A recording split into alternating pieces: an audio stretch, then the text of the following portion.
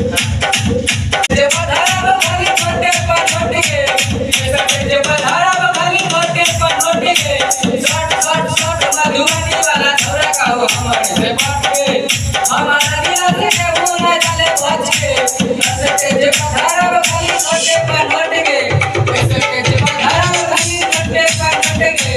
shot shot shot shot Madhubani वाला छोरा का हो हमारे से बात के ऐसे जे पधारा बखाली नोटे पर नोट के शॉट शॉट शॉट मधुबनी वाला छौड़ा कहे हमारे से फाट गए हमारा जिला से केहू न डाले बच के